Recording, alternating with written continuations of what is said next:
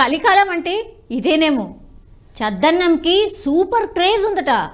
అది ఎక్కడో ఏంటో మీకు కూడా తెలుసుకోవాలని ఉంది కదా. సో పెద్దల మాట సద్దన్నం మూట అంటారు.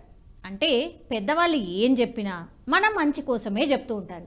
ఇప్పుడంటే మనకు బ్రేక్ఫాస్ట్లో ఇడ్లీలని, దోశలని, వడలని ఇవే తింటున్నాం ఎవరమైనా సరే.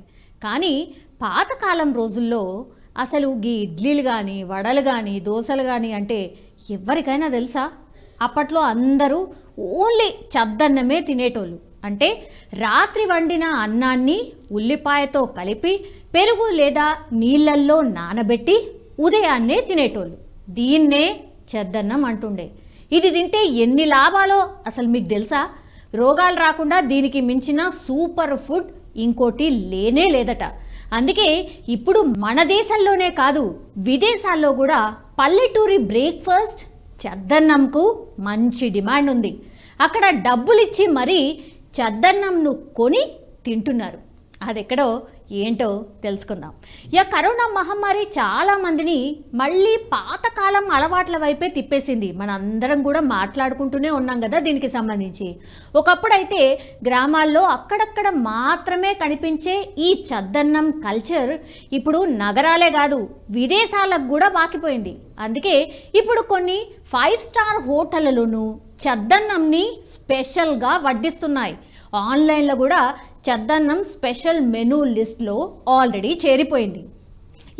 ఒకప్పుడు రాత్రి మిగిలిన అన్నం పొద్దున తినడం అంటే నామోషిగా ఫీల్ అయ్యేటోళ్ళు. కానీ ఇందులో ఉన్న పోషక విలువలు తెలుసుకున్నాక చద్దన్నం తినేందుకు ఎక్కువగా ఆసక్తి చూపిస్తూ ఉన్నారు.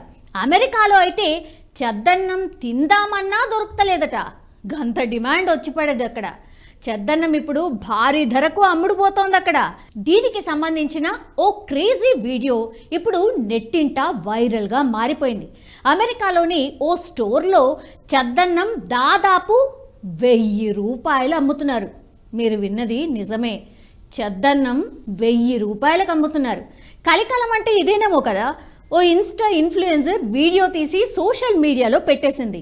ఈ వీడియో ఇప్పటికే 4.2 మిలియన్ వ్యూస్తో నెట్టింట వైరల్గా మారిపోయింది. దీంతో మరోసారి చద్దన్నంపై చర్చ నడుస్తోంది. ఇంతకీ న్యూట్రిషన్స్ పరంగా చద్దన్నం తింటే ఎలాంటి ప్రయోజనాలు ఉన్నాయో ఒక్కసారి తెలుసుకునే ప్రయత్నం చేద్దాం. అసలు చద్దన్నంలో ఐరన్, కాల్షియం, పొటాషియం పుష్కలంగా ఉంటాయి. అల్సర్స్ అండ్ పేగు సంబంధ సమస్యలు ఉన్న వారికైతే చద్దన్నం ఒక పరమ ఔషధంలా పనిచేస్తోందట. ఇక యాంగ్జైటీని దూరం చేయడంతో చద్దన్నం కీ రోల్ పోషిస్తోంది. ఒంట్లో వేడిని తగ్గించడంతో పాటు రోగ నిరోధక శక్తిని కూడా భారీగా పెంచేస్తుందట.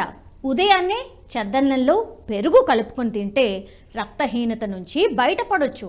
ఇక చద్దన్నం తింటే అధిక రక్తపోటు అండ్ మలబద్ధక సమస్యలు కూడా దూరం అవుతాయి. ఇక ఎదిగే పిల్లలకు చద్దన్నం మంచి పౌష్టిక ఆహారంగా కూడా ఉపయోగపడుతుంది.